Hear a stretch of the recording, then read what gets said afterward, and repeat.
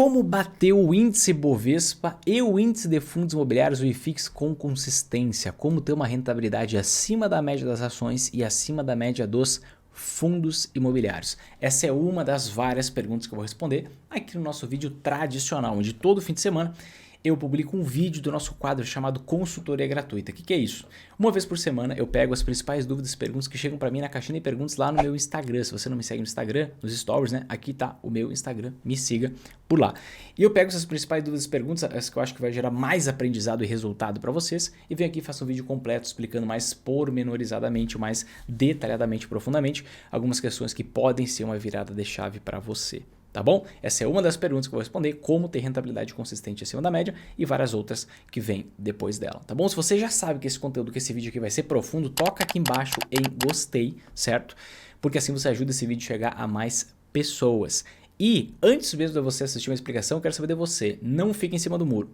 Qual ação ou fundo imobiliário você acredita que vai render acima da média em 2024? Qual ação, você pode colocar ou uma ação ou um fundo imobiliário, ou uma ação e um fundo imobiliário.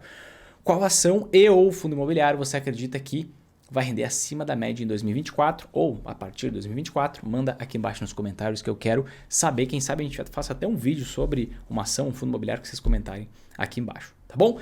Então vamos lá, respondendo diretamente essa primeira pergunta da Leandra. Vinícius, me dê uma dica para bater o IBOV e o IFIX com consistência. Então vamos lá. Como que a gente... Vamos separar as coisas, né? O que é o IBOV? O IBOV é o índice Bovespa. O que é o índice Bovespa? Se a gente entrar lá no site da Bolsa de Valores, da B3, a gente vai ver. O índice Bovespa é um índice que busca calcular a rentabilidade média das ações do Brasil. Para isso, ele pega aquelas ações que têm maior valor de mercado, ou seja, as maiores empresas, certo? Têm um maior valor, mais valiosas na bolsa, e aquelas ações que têm maior volume de negociação. Assim, ele pega grande parte dessas negociações, que são justamente feitas nas maiores empresas e são aquelas onde gira mais dinheiro, tá? E quando a gente olha para isso, e a gente vai olhar para os fundos imobiliários é a mesma ótica, né? Pega os maiores fundos imobiliários, maior valor de mercado, maior volume de negociação e busca ser um indicador de rentabilidade média dos fundos imobiliários. Eu vou dizer uma forma, existem várias formas de você bater o índice Bovespa, tá? Eu vou dizer a forma mais segura e simples de você bater o índice Bovespa. Mais segura e simples de você bater o índice Bovespa, que é muito fácil, diga-se de passagem, tá?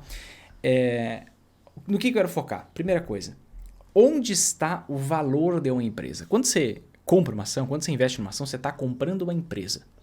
Onde que está o valor real de uma empresa? No lucro que ela gera. Ponto final. Então, vamos contrastar com a vida real. O valor das coisas monetário, estou falando de forma totalmente materialista, tá? Não precisa viajar sobre os reais valores, que valem muito mais do que dinheiro, isso é óbvio, tá? Estou falando numa ótica de patrimônio. Um vendedor que vende 100 mil reais por mês, ele tem que receber o mesmo salário, digamos assim, do que um outro vendedor que vende 1 milhão de reais por mês? Claro que não, né? O que vende 1 milhão de reais por mês, ele tem que ser melhor remunerado. Por quê? Financeiramente ele é mais valioso para a atividade da empresa, né? Com a empresa é a mesma coisa. Quanto maior o lucro que uma empresa gera, maior é o valor real daquilo. Se as pessoas estão pagando mais ou menos por aquilo, é outra história. Pode ter uma empresa que tem um potencial de crescimento, de gerar um lucro muito grande no futuro e os investidores já pagam um preço exorbitante no presente, porque tem essa expectativa. Pode ser. Mas o real valor de uma empresa está no lucro dela. Quanto mais lucro uma empresa gera, mais valiosa ela se torna, porque ela é capaz de gerar mais lucro. Isso é valor, tá? E aí quando a gente olha para o índice Bovespa, a gente vê uma coisa. Dentro do índice Bovespa estão as maiores empresas da bolsa e aquelas empresas que têm maior volume de negociação. Então, maior valor de mercado, maior volume de negociação. Mas não tem nenhum critério qualitativo aqui. Ou seja, lá dentro tem empresa que dá lucro, tem empresa que dá prejuízo. Lá dentro tem empresa que não tem dívida, tem empresa que tem pouca dívida e tem empresa que tem muita dívida e está quase indo para o campo do prejuízo. Então você tem de tudo ali. É por isso que é uma média das ações, né? Tem coisas boas e tem coisas ruins. Qual é a primeira métrica que você tem que pegar para analisar uma ação para você investir? Primeira coisa que você tem que ver na hora de pensar em investir numa ação é se a empresa gera um lucro recorrente. Então, olhou para uma empresa, pensa na sua vida real. Quando você investe numa ação, é a mesma coisa comprar uma loja que você vê na sua cidade. Você compraria uma loja que tem na sua cidade que dá prejuízo? Poxa, se tivesse um preço muito barato, eu poderia comprar e eu ia fazer um turnaround, eu ia arrumar a empresa para fazer ela dar lucro. Pode ser, mas é um negócio muito mais arriscado. Na Bolsa de Valores, você compra empresas, mas você não tem o controle da empresa, você não administra a empresa, você só participa do recebimento dos lucros. Basicamente é isso. Então você compra, você vende, ou você fica recebendo parte dos lucros, ou fica vendo o seu patrimônio valorizar. Mas o fato é que você não tem poder de decisão. Então, o que é um pressuposto básico? Se você quer investir ao invés de apostar. Se você quer apostar, você pode comprar empresas que dão prejuízo que você acha que vão melhorar. Pode ser. Mas se você quer investir de fato, a primeira coisa que você tem que ver é: essa empresa que eu estou pensando em investir, ela dá lucro consistente? É uma empresa lucrativa? Por quê? Voltamos para o começo. O real valor de uma empresa está no lucro que ela gera. Se ela gera muito lucro, ela vale muito. Se ela gera pouco lucro, ela vale pouco. Ponto. E aí, como que você filtra isso? Vamos colocar em algo bem prático. Olha só. Olhando para minha tela aqui, o que você está vendo? Você está vendo na linha azul escura o índice de dividendos. O que é esse índice de dividendos? É diferente do Ibov. O Ibov, o índice Bovespa, está aqui, na linha verde água, azul claro, como você quiser chamar aí. O índice Bovespa, então, estão as maiores empresas da Bolsa que têm maior valor de mercado.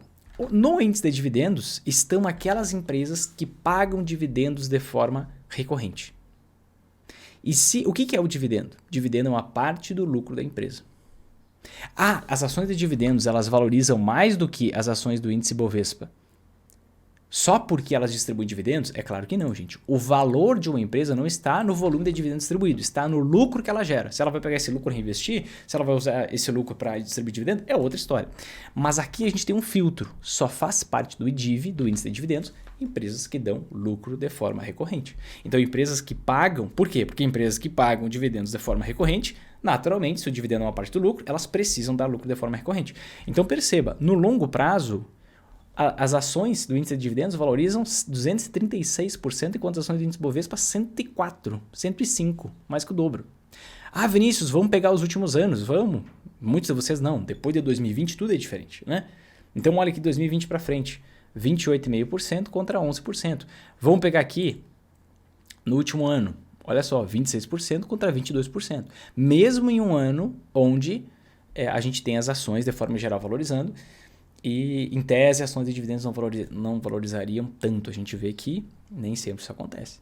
Então, a gente vê que, naturalmente, o índice de dividendos valoriza mais do que o índice Bovespa. Por quê? Porque o índice Bovespa é uma porcaria. Eu comento isso várias vezes para vocês. O índice Bovespa é uma porcaria. Por quê? Porque pega empresas boas, empresas ruins, empresas lucrativas, empresas que dão prejuízo. Então, se você simplesmente usar um filtro que é lucro, empresa dar lucro ou não dar lucro, você já vai ter um resultado naturalmente maior que o do índice Bovespa. Claro, você tem que analisar o resto, Eu estou sendo um pouco, talvez, generalista aqui, Mas aqui eu estou usando um filtro de distribuir dividendo ou está na média. Se distribui dividendo, tem lucro. A gente não tem assim, um índice de empresas lucrativas. Mas, você já entendeu, Dar lucro é um divisor de águas. Então, como bater o índice Bovespa de uma forma tranquila, tá aqui, já te mostrei. Foque em empresas que dão lucro. E claro, quer ter um resultado muito acima da média? Até mostrei no último evento que a gente fez, Carteira dos investidores sempre alta rendendo quase 3 vezes maior que a média. E assim por diante. Mas, maior que o índice Bovespa, Mas assim você já vai ter uma rentabilidade adicional. Uma forma muito simples. Outra coisa, agora falando do IFIX. Como ter uma rentabilidade acima da média investindo em fundos imobiliários? Eu vou te mostrar uma manchete aqui. E depois eu vou te mostrar uma imagem. Por quê? Vamos por partes que você vai entender, tá? Olha só, veja bem essa manchete. Fundos imobiliários de tijolo têm retorno 4 vezes maior do que fundos de papel em 2023. Em 2023. Então, o que acontece? Quando você investe aqui no IFIX, que é o índice de fundos imobiliários, que é o único índice de fundos imobiliários que a gente tem de um prazo um pouco maior, o que a gente percebe? Vamos lá, vamos entender a dinâmica aqui, tá? A gente vê que tem períodos de desvalorização dos fundos imobiliários, assim como tem períodos de desvalorização dos imóveis, e a gente tem períodos de grandes gatilhos de valorização, tem período de desvalorização e período de valorização. E aí a gente tem dois tipos de fundos imobiliários. A gente tem os fundos de tijolo e os fundos de papel. Qual é a grande diferença entre os fundos de tijolo e o fundo de papel?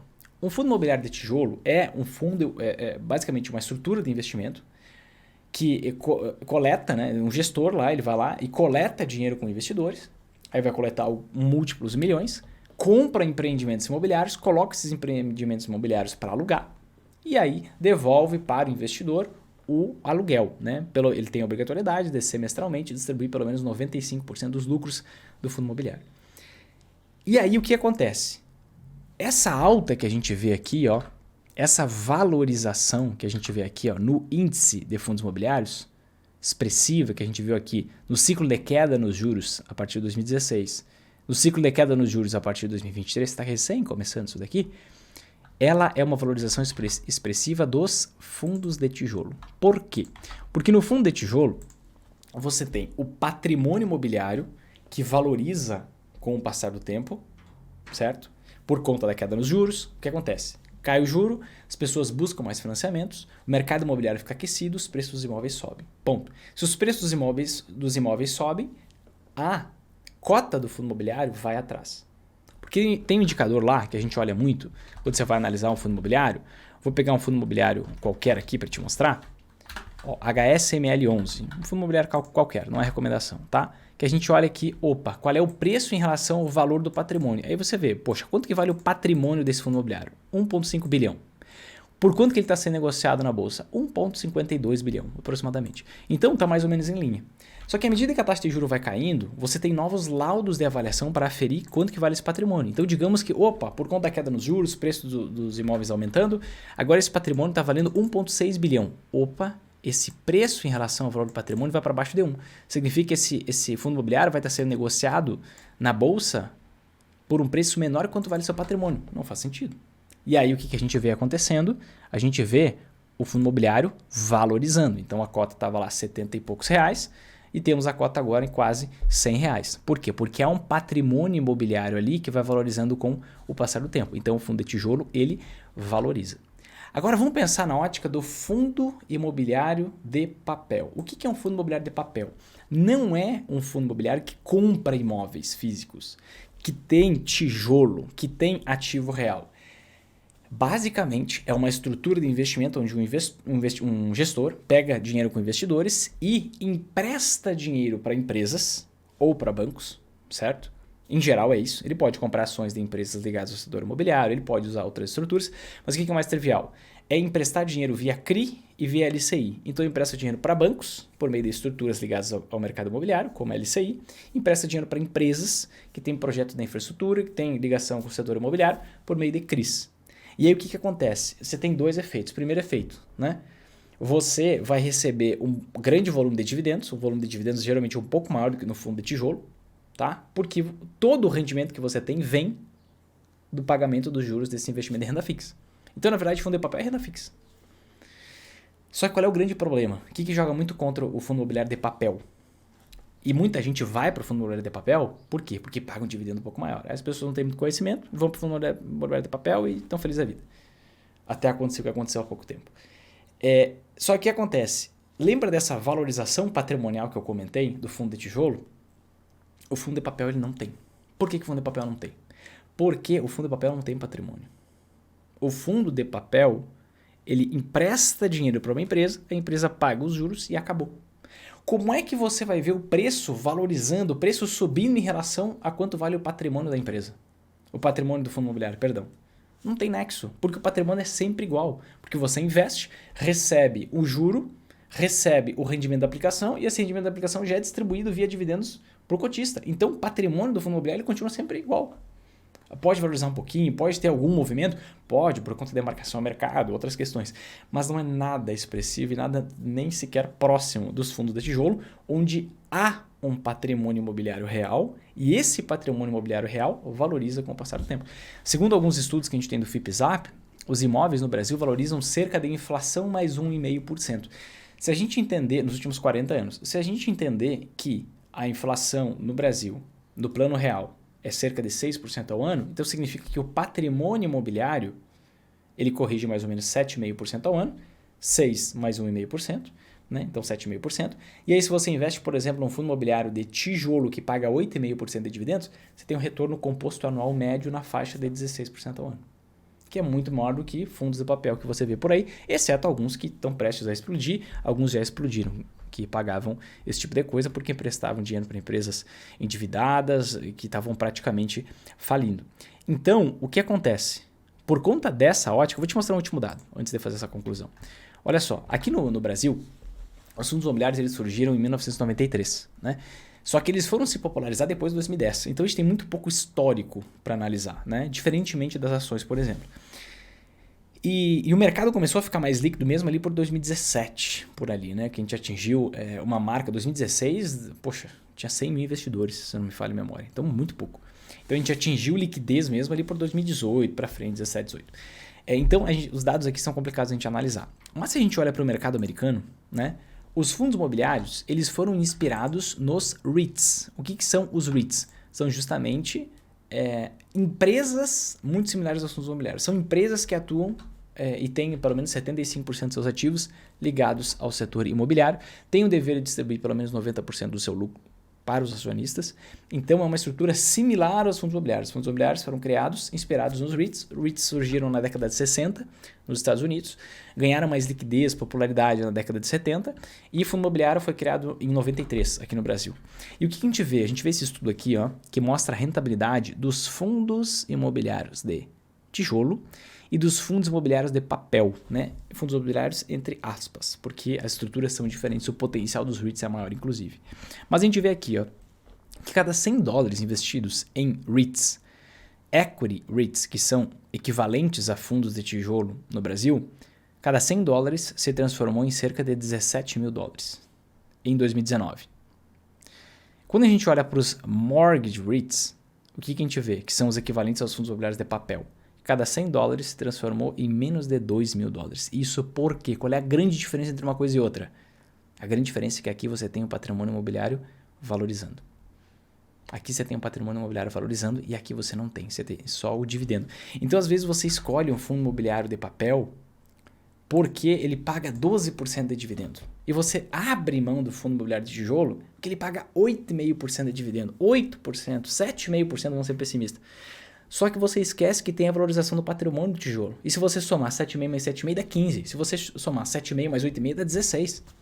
E além do mais, o que acontece? No fundo de tijolo, se você perde um inquilino, o imóvel, o patrimônio imobiliário continua lá. O preço da cota pode até cair no curto prazo. O dividendo que você recebe pode até cair no curto prazo. Mas aquele imóvel vai ser futuramente alugado para uma outra pessoa, para uma outra empresa, assim por diante. Quando você investe no fundo de papel, se você tem uma empresa ali que ela não paga aquele empréstimo que você fez para ela, que ela quebra, que ela entra em recuperação judicial, você pode perder, de fato, uma parte do patrimônio daquele fundo imobiliário. Ah, Vinícius, mas os CRIs têm garantia. Alguns têm garantias, outros têm garantias ilíquidas. Você não consegue vender aquele ativo. Ah, vou colocar um elefante branco numa localidade péssima como garantia. Aí eu coloco sobre quanto vale o patrimônio. Aí ninguém quer pagar aquele valor patrimonial. Então, na verdade, é uma garantia que tem um valor bem abaixo do que foi determinado ali no prospecto da emissão. Ou você pode até ter uma garantia parcial. Você não tem garantia de todo o empréstimo, de todo o valor emprestado. Você tem só uma garantia parcial. Então, o que acontece? O fundo de papel é mais arriscado e, no longo prazo, menos rentável. Então, uma boa forma, te comprovei de diversas formas aqui, de você investir em fundos imobiliários para, no longo prazo, você bater o IFIX, é você investir em bons fundos imobiliários de tijolo, porque assim você pega a valorização do patrimônio imobiliário, mais os dividendos que vão pingar para você, isentos de imposto de renda.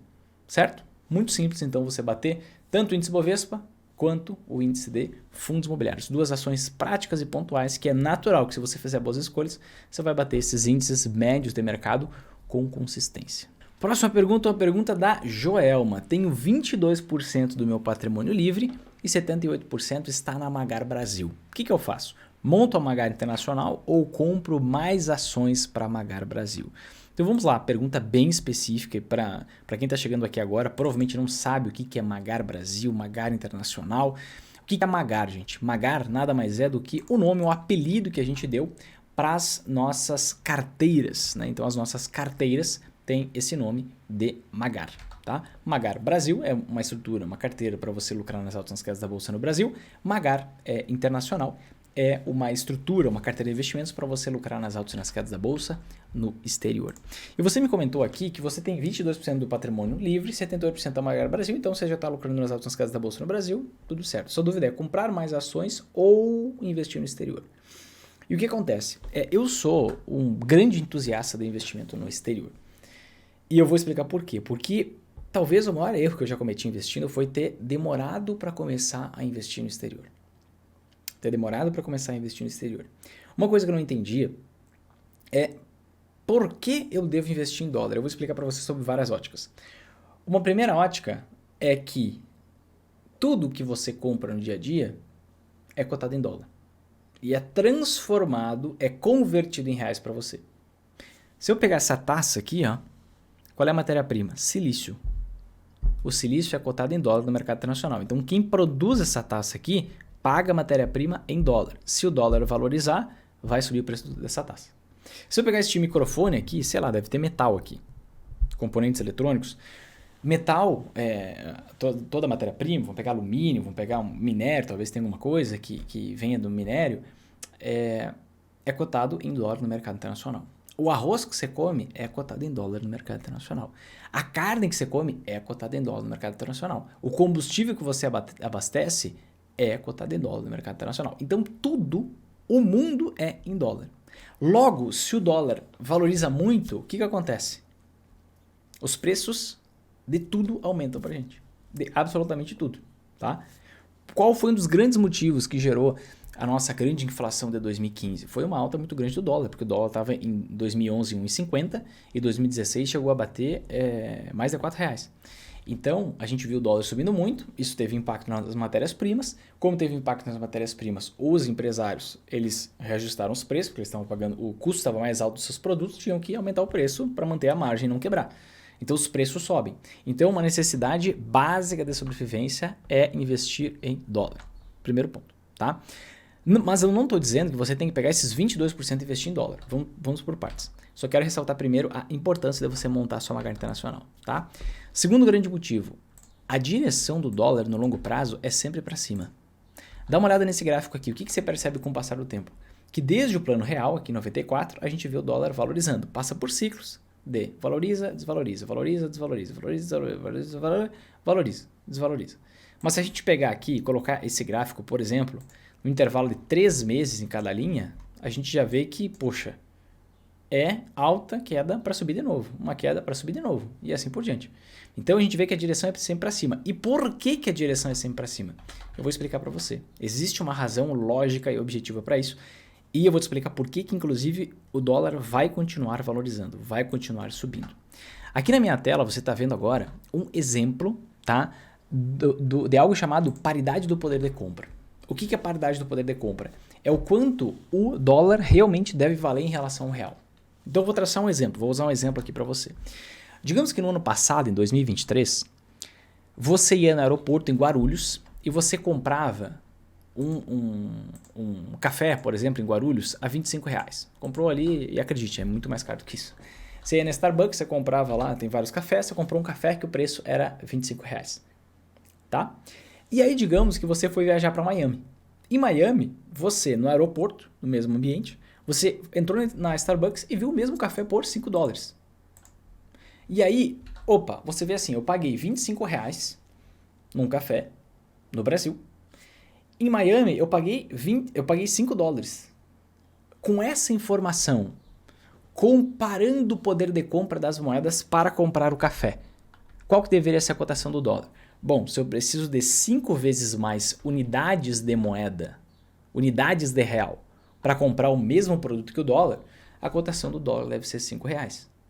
Por quê? Que $1 vale R$5? Porque eu compro um café com $5, mas eu pago pelo mesmo café R$25. Ou seja, eu gasto 5 vezes mais quantidade de reais para comprar o mesmo produto do que se eu comprasse em dólar. Então é por isso que a cotação do dólar tem que ser R$5. Ficou entendido até aqui? Isso aqui é um exemplo com café. É óbvio, gente, que não é o café que determina a cotação do dólar. Mas a paridade do poder de compra é o quê? Você pega todos os produtos da economia, todo serviço da economia brasileira, vê quanto que você paga em reais. Aí você pega todos os produtos, serviços, o mesmo produto cotado em dólar e você vai ver, opa, eu pago tantos dólares. Compara as coisas, você vê a cotação do dólar. Isso é paridade, é o poder de compra da moeda, né? E o que acontece? Nesse meu exemplo, eu estou simplificando usando somente o café, mas você teria que pegar todos os produtos e serviços da economia, só para ficar fácil de explicar. Mas o grande ponto é o seguinte, nos Estados Unidos, inflação é o jogo, e é por isso que a gente tem que combater a inflação, a gente tem que ser detrator da inflação, a gente tem que ser os maníacos contra a inflação. Porque a inflação é um fogo, é uma fogueira e quanto maior o percentual, mais fogo tem queimando dinheiro. Nos Estados Unidos, a gente tem uma inflação média nos últimos 20 anos na faixa de 2% ao ano. No Brasil, a gente tem uma inflação média no plano real na faixa de 6% ao ano. Tá? Isso significa que os preços, né, que eu coloquei como exemplo café, mas os preços eles crescem mais ou menos 6% ao ano. Né? Então eu posso supor que em 2023 meu café em reais estava R$25, mas lá em 2030 ele vai estar R$37,59, se a gente continuar com essa mesma média da inflação. Lá em 2040 vai estar R$67,32, lá em 2050 vai estar R$120,56. Só que o ponto é que nos Estados Unidos os preços elevam mais ou menos em 2% ao ano. Então energia sobe menos de preço, água e saneamento sobe menos de preço, os alimentos sobem menos de preço porque a inflação lá é menor. Então, se no ano passado o café era $5, em 2030 vai estar mais ou menos $5,74. 2040, $7. 2050, $8,53. $8,53.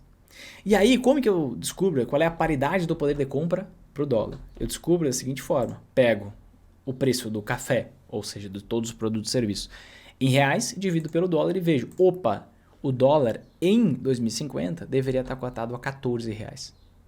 Então, qual é o grande ensinamento desse exemplo aqui? Se um país tem uma inflação maior do que outro país, é natural que a sua moeda desvalorize em relação à moeda do outro país. É normal que cada vez mais o dólar valha mais do que o real. Qual é a realidade que a gente tem? Isso. Inflação nos Estados Unidos 2, inflação média no Brasil 6. Vamos pegar a meta da inflação agora, para o Brasil e para os Estados Unidos. A meta da inflação do Brasil é 3%. A meta da inflação dos Estados Unidos continua sendo 2%. Eu acho muito difícil a gente atingir a meta. Mas mesmo que a gente atingisse a meta da inflação no Brasil, que é de 3% ao ano, mesmo assim os preços iam avançar de forma mais veloz do que os preços em dólar. E mesmo assim seria numa velocidade menor, mas mesmo assim, cada vez quanto mais o tempo passa, mais o dólar passa a valer mais do que real. Então, investir em dólar é uma questão de necessidade. É uma questão de necessidade, primeiro, porque todos os nossos custos atuais são em dólar, indiretamente.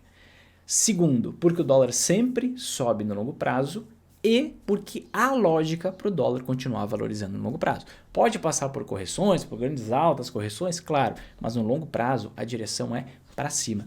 Por isso que é interessante, é importante você ter uma parte do seu dinheiro investido no exterior, uma parte do seu dinheiro investido em dólar. Ah, Vinícius, tem outras alternativas para o dólar? Tem, você pode investir em franco suíço, não dá muito para sair daqui. Porque por mais que os Estados Unidos tenham uma dívida muito grande, não há outro país com uma moeda mais forte, com uma estrutura mais confiável do que a estrutura americana. Então, não há muito por onde correr, né? Você pode fazer outras escolhas, eu invisto só em dólar, não invisto em outras moedas. Então, entendendo isso, você vai ver, opa, eu preciso montar minha carteira nacional. Era isso que eu queria, Joelma e todo mundo que está nos assistindo aí. Que você criasse a consciência do porquê é tão importante você investir no exterior, tá? E aí você vai definir um percentual. Você vai pegar esses 22% para investir no exterior? Pode ser, tá? Mas você pode fazer diferente.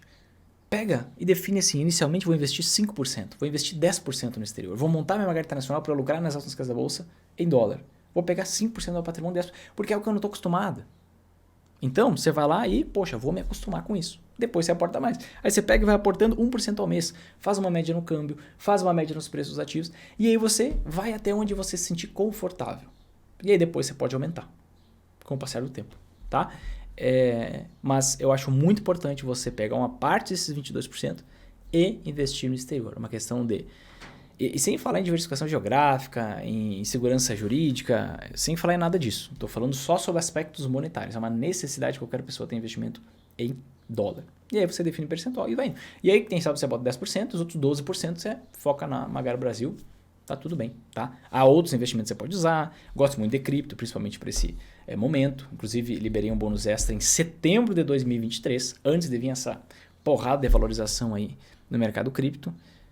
O pessoal do curso de cripto que seguiu está se dando muito bem, está colocando muito dinheiro no bolso, mas é só o início do movimento. Então você pode diversificar mais se quiser, tem outros investimentos alternativos, mas o grosso é isso, tá? Magaro Brasil, Magaro Internacional eu acho muito importante. Você pode pegar metade, colocar no Magaro Brasil, outra metade no Magaro Internacional e talvez com o tempo você ir aumentando o Magaro Internacional à medida que você for se sentindo confortável. Mas o dólar é um motor para a valorização dos seus investimentos. Porque você tem tanto a rentabilidade que você pode ter no exterior, seja renda fixa ou renda variável, mais a valorização do dólar em relação ao real, que também não tinha passado aqui até esse momento, mas dados oficiais, que o dólar valoriza em relação ao real em média 6,5% ao ano, desde o plano real. Então imagina, eu tenho uma rentabilidade, só para ficar fácil a conta, tá? De 10% ao ano em dólar. Na verdade, em real, para você vai ter um impacto de aproximadamente 16,5%. Tá? E tá em dólar, uma moeda muito mais forte. Então eu consideraria seriamente pegar uma parte desses 22% e montar a Magaro Internacional. Próxima pergunta da Elis. A inflação do Brasil vai voltar com as reduções da taxa Selic?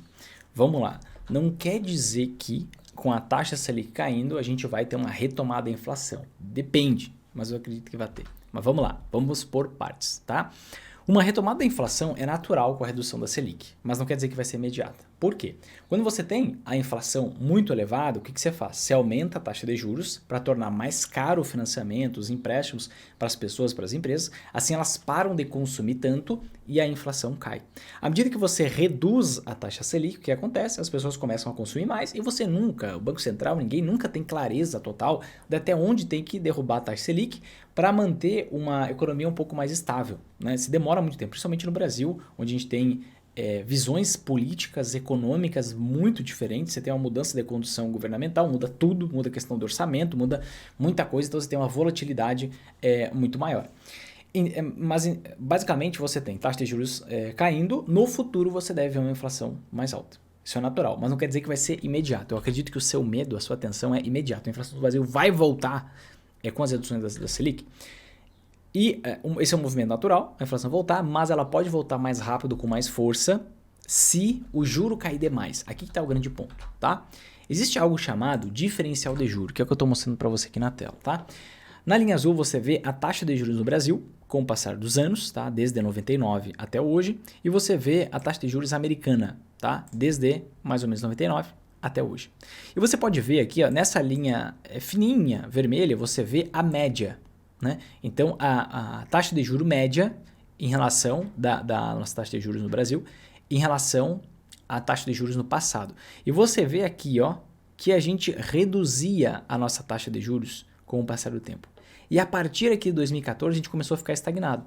Então, a gente tem a taxa de juros subindo, caindo, subindo, caindo e assim por diante. Por quê? Porque a gente não consegue aumentar, isso eu mostro para vocês bastante esse gráfico, desde 2014 a gente não consegue aumentar o nosso PIB potencial. Então a gente não consegue aumentar a nossa capacidade produtiva. Se você não consegue aumentar a sua capacidade produtiva, você não consegue aumentar a sua economia. Se você não consegue aumentar a sua economia, você não consegue derrubar mais os juros, porque os investidores estrangeiros têm receio de emprestar dinheiro para um país que não consegue evoluir pelo menos na velocidade da inflação. Né? Então o que acontece? A gente tem a nossa taxa de juros meio que estagnada com o passar do tempo. Mas o mais importante para essa ótica, vou até tirar isso aqui, é o diferencial de juros entre o Brasil e os Estados Unidos. Então, no momento de muita pujança econômica no Brasil, de 2019, por exemplo, a gente tinha um diferencial de juro de mais ou menos aqui, ó, 4%. Tá? E aí o que está acontecendo? A gente está vendo o juro americano estacionado, né? Tem uma perspectiva de queda lá para 2024. Hoje, eu estou gravando esse vídeo na sexta-feira, dia 5 de janeiro, a gente teve dados de emprego americanos que vieram acima do esperado, então pode ser que o Banco Central americano demore um pouco mais para reduzir os juros nos Estados Unidos. E o grande ponto é quando que os Estados Unidos vão reduzir o juro e quanto eles vão reduzir. Mas o fato é que a gente, na minha visão, não pode chegar nesse nível. Não pode chegar no nível de diferencial de juros de 4%. Tem que deixar um diferencial de juros de pelo menos uns 5%. Então, onde que a gente conseguiria chegar? Né, com tranquilidade, até 10,5%. tá? E a gente deve chegar nesses 10,5% já no meio do ano, né? E a partir dali a gente vai ter que começar a esperar cair a taxa de juros americana. E aí, caindo a taxa de juros americana, a gente consegue derrubar um pouco mais a nossa taxa de juros. Se a gente quiser usar uma medida forçada, se a gente quiser derrubar a taxa de juros na marra, não respeitando o diferencial de juro, o que acontece? Aí o nosso dólar pode disparar e a inflação pode disparar junto. Por que o dólar dispararia? Por quê?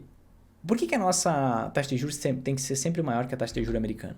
Porque o investidor estrangeiro ele tem a opção, né, de emprestar dinheiro para o governo americano, recebendo 5,5% em dólar, ou ele tem a opção de trocar os seus dólares pelo real, uma moeda extremamente fraca, para ganhar hoje 11,75%. Só que daqui a pouco ele vai estar ganhando o quê? 11, 10. E quando o diferencial de juros vai para 4%, vai para 5%, a reflexão que fica é, poxa, 4 ou 5% é o que oscila no dólar em relação ao real em 2 dias. Será que vale a pena eu estar exposto ao real na busca por ganhar 5% a mais durante o ano inteiro, sendo que em 2 dias esse meu risco pode se materializar e eu perder em termos de patrimônio 5% em 2 dias? Será que compensa? Né? Então, por isso que a gente recebeu muito dólar aqui ó, em 2021 e 2022. Porque a diferencial de juros só aumentava. Cada vez estava mais atrativo investir no Brasil em relação a investir em renda fixa nos Estados Unidos. Mas agora com a nossa taxa de juros caindo, a taxa de juros americana estacionada, então fica cada vez mais perigoso o investidor estrangeiro trocar seus dólares para real, porque a rentabilidade que a gente paga mais na renda fixa é muito pequena. Então ele pode tirar os seus recursos daqui, tirando os seus dólares daqui, o que acontece? Você tem uma apreciação do dólar, dólar subindo, dólar valorizando, preço das matérias-primas, silício sobe, preço de alumínio, de minério de ferro sobe, preço de basicamente tudo que é matéria-prima sobe e com isso a inflação sobe, porque as empresas repassam o preço. Então depende da dose. E um grande temor que o mercado tem é em virtude da mudança da equipe econômica do Banco Central. Né? O Banco Central já tem 2 novos diretores indicados pelo atual governo. Vai ter no fim de 2024, início de 2025, mais 2 indicados, mais o presidente. Então eles vão ter a maioria, são 9 diretores, né? Vão ter 5 dos 9. Né? E a visão econômica, isso não é político, tá, gente? Não fiquem pensando que a minha cabeça é ideologizada. Não, isso aqui é análise técnica mesmo. Só que a escola econômica que esses novos indicados pelo atual governo seguem, você pode ver pelo movimento de juros baixos já, a pressão do partido lá para reduzir a taxa de juros. A visão econômica deles é um pouco diferente da minha, tá? Para não dizer completamente. Por quê? A visão deles é, não vamos subir os juros, vamos derrubar os juros e mantê-los baixos, porque quem precisa tomar empréstimo é o pobre. Então temos que deixar uma taxa de juros mais baixa para o pobre. Como que a gente faz para pagar a conta quando vier uma inflação muito alta? A gente aumenta imposto para os mais ricos porque eles param de consumir e a inflação cede. Isso é a expectativa, é a teoria. Na prática, se aumenta imposto para os mais ricos, eles são os donos das empresas, eles repassam o preço. E todo mundo passa a pagar mais e a inflação aumenta ainda mais. É assim que aconteceu em todos os países do planeta Terra que usam o capitalismo. Então, não funciona. Essa história não funciona. Então é um grande temor, um grande risco que existe. E é por isso que você tem que ter anti-ações, tá? Para se preparar para um cenário como esse. Então a gente vai ter que esperar para ver. Tá? Vai ter que esperar para ver o que principalmente 2025, tá?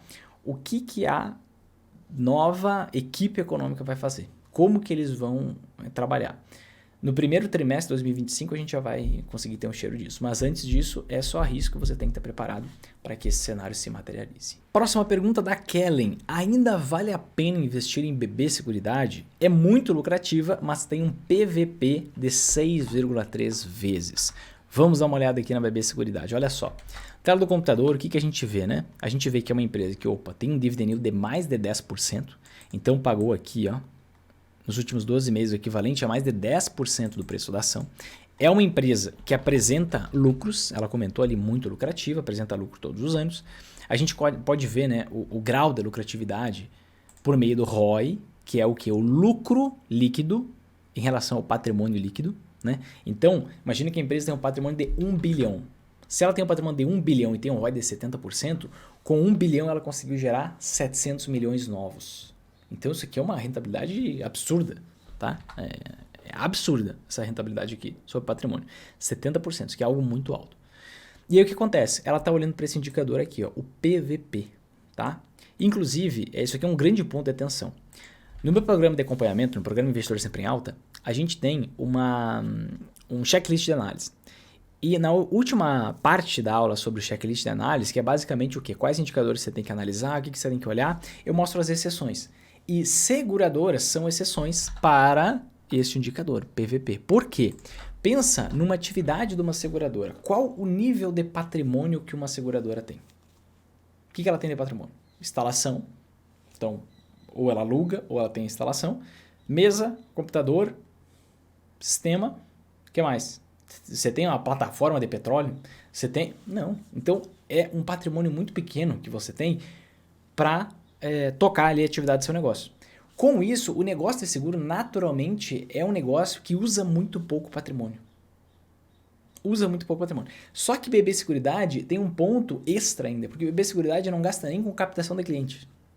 Por quê? Porque a BB Seguridade está instalada onde? Dentro das agências do Banco do Brasil. Muitas vezes. Pode ter fora, pode ter sim. Mas muitas vezes dentro da agência do Banco do Brasil. Então, o patrimônio imobiliário, o patrimônio, às vezes até de dentro da BB Seguridade, está registrado lá na contabilidade do Banco do Brasil. E mais do que isso, o cliente da BB Seguridade, que faz seguro com a BB Seguridade, é o cliente que faz o financiamento lá, agrícola, com o Banco do Brasil. Então tem um repasse natural do cliente do Banco do Brasil para a BB Seguridade. Então a BB Seguridade não precisa nem de patrimônio alto, porque ela usa o patrimônio do Banco do Brasil, e além disso ela consegue captar cliente a custo zero. Olha que negócio interessante. É por isso que a gente vê um patrimônio muito pequeno que a BB Seguridade tem. E aí a gente tem que contextualizar as coisas. Olha só. Poxa, mas eu estou pagando aqui na empresa 6 vezes o quanto vale o patrimônio da empresa. Só que o ponto aqui na BB Seguridade é que não é que você está pagando um preço alto demais em relação ao patrimônio. O fato é que o preço está ok, só que a empresa tem um patrimônio muito pequeno. Então você tem que começar a contextualizar os indicadores. Olha só, se o ROI é 70%, significa que esse ROI é muito alto. Quando você vai ver uma empresa normal, você quer um ROI de 10%, 15%, não é uma maravilha. Então 70% de ROI significa que o patrimônio é altamente rentabilizado, porque isso aqui é justamente o lucro em relação ao patrimônio. Então se esse patrimônio é extremamente lucrativo, faz sentido eu pagar um preço maior por esse patrimônio. Então, numa seguradora, eu não vou dar muita bola para preço em relação ao valor do patrimônio. Não vou dar muita bola mesmo, não. Eu vou olhar principalmente para preço em relação ao lucro. E está muito baixo aqui. Por quê? Justamente porque o lucro ele é extremamente previsível. Né? Extremamente previsível. Então eu não preciso dar tanta bola para esse indicador. Uma outra forma de você ver que é um bom negócio, e na minha visão mas não é uma recomendação para você. Eu tenho ações da BB Seguridade, mas não é uma recomendação para você. É você buscar encontrar o ROI do acionista. O que é o ROI do acionista? O ROI do acionista é o ROI dividido pelo PVP. Então, vamos lá. Vamos abrir uma calculadora simples aqui. Ó. Você está pagando o equivalente a 6,32 vezes o valor do patrimônio. E você tem 71,8% de ROI. Então, pega esse 71,8%, tá? E divide por 6,32%. Então, o ROI do acionista é 11,36%. É maior do que 10%, o que eu considero bom. Então, significa que se você estivesse pagando o valor do patrimônio, você teria um ROI de mais de 11%, o que eu considero bom. Tá? Então, uma outra forma de você ver.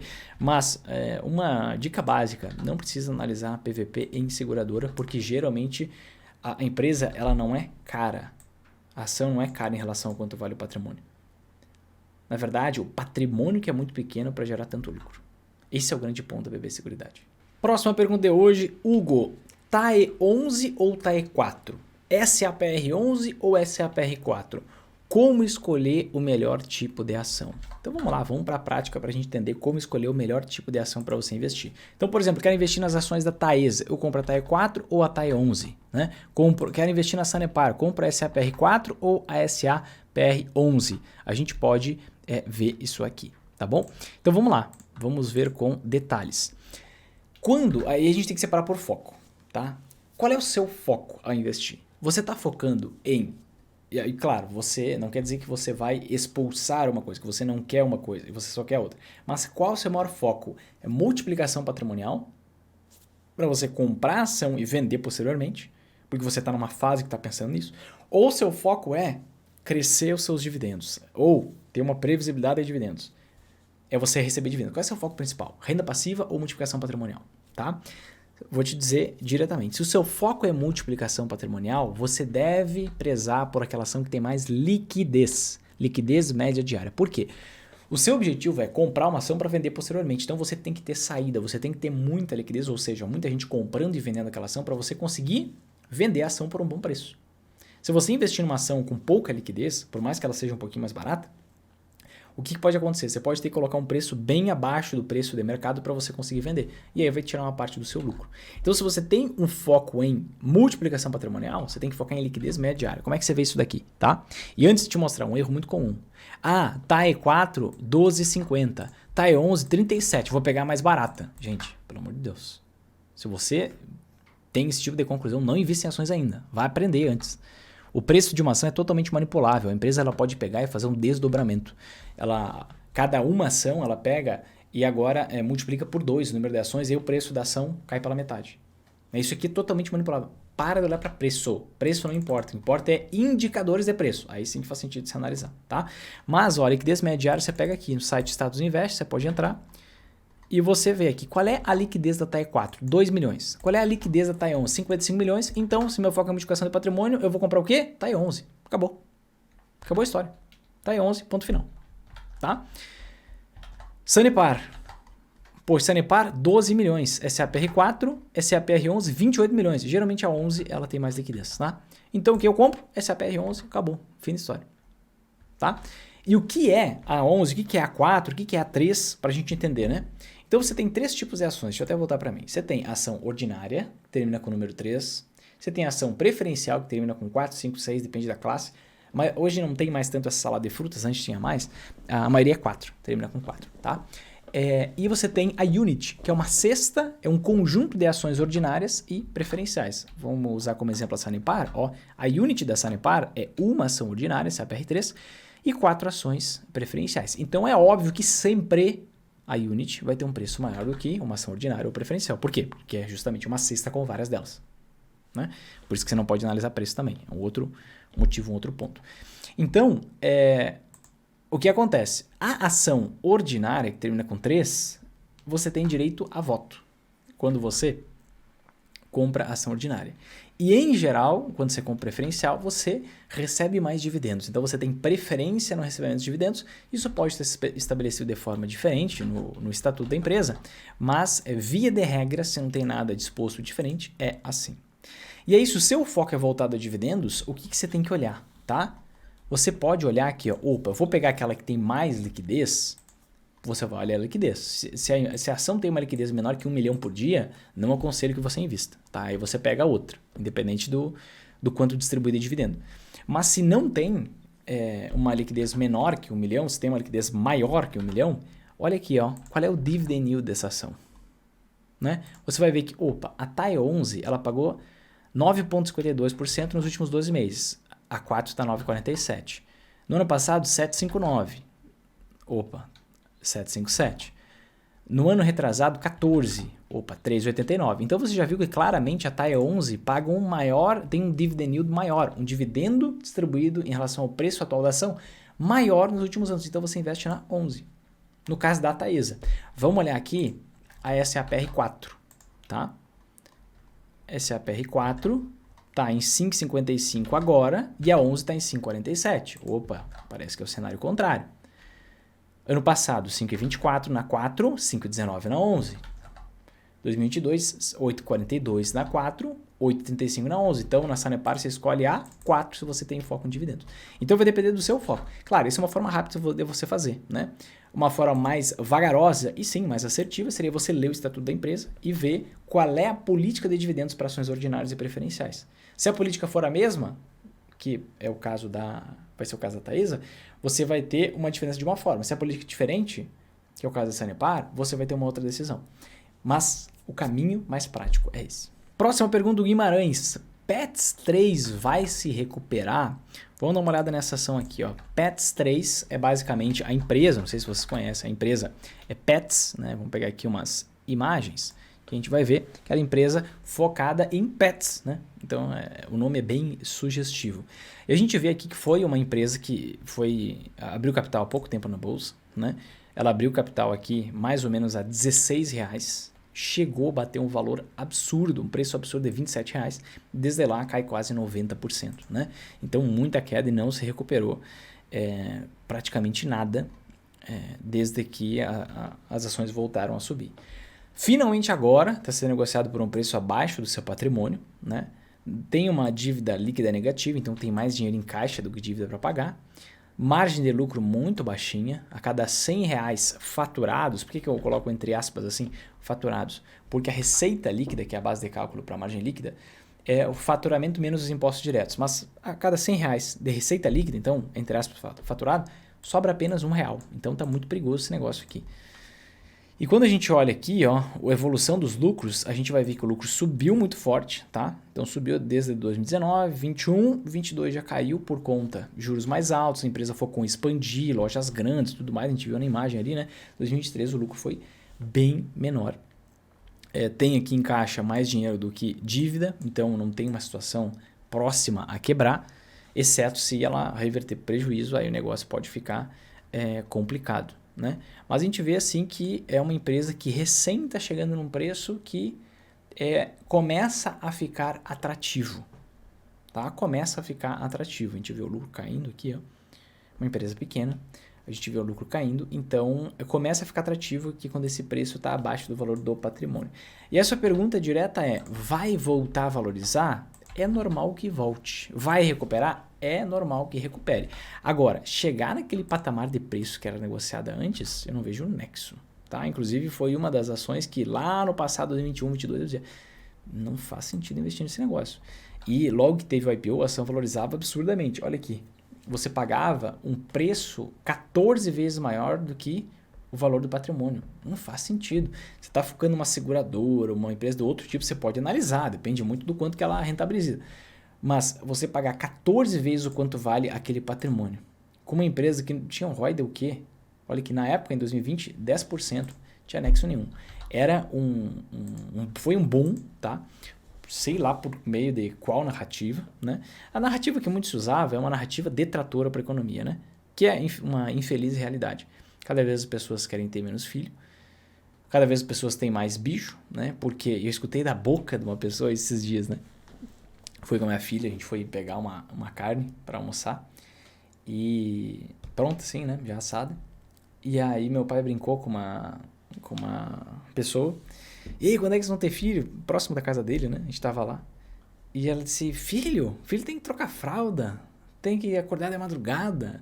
É melhor ter cachorro que não dá trabalho, né? A gente começa a pensar no futuro da humanidade nesse momento, mas fico quieto, né? Cada um tem a sua visão e embora é óbvio que essa visão seja errada, imatura e preguiçosa, não preciso estar falando na hora. Mas esse é um mercado pujante, que cresce, né? Porque cada vez as pessoas são mais fracas, têm essa tendência maior a não querer filhos, porque dá trabalho, porque tem medo do compromisso, porque filho é para sempre, isso me dá medo, né? Chega a me dar um negócio. Mas é esse tipo de comportamento, né? E então assim, o mercado é um mercado que expande, um mercado que cresce, mas se eu posso dar uma opinião pessoal aqui, não gostaria que esse mercado crescesse tanto. Queria que o mercado de fraldas crescesse mais, né? Até porque a gente vai experimentar daqui a uns 30 anos, eu acredito, uma crise que o mundo nunca viu. Uma crise muito grande que o mundo nunca experimentou, que é uma crise de decrescimento populacional. Por quê? Brasil, hoje, nasce mais ou menos 1,67 filhos por casal. Para a gente manter a população, teria que ser 2,1.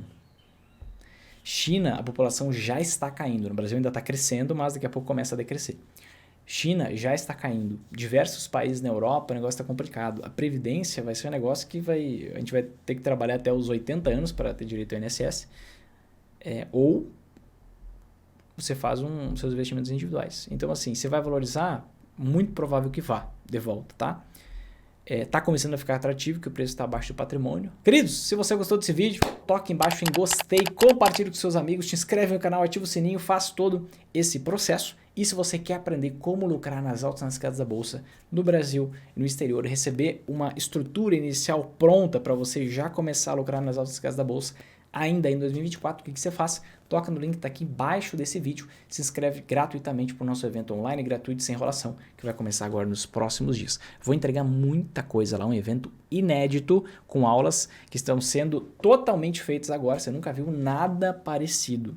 Então toque embaixo, se inscreve, coloca o seu e-mail, entra no grupo no WhatsApp, fica lá, a gente vai mandar todas as comunicações pelo grupo no WhatsApp. Tá bom, meus queridos? Grande abraço para vocês, um ótimo final de semana.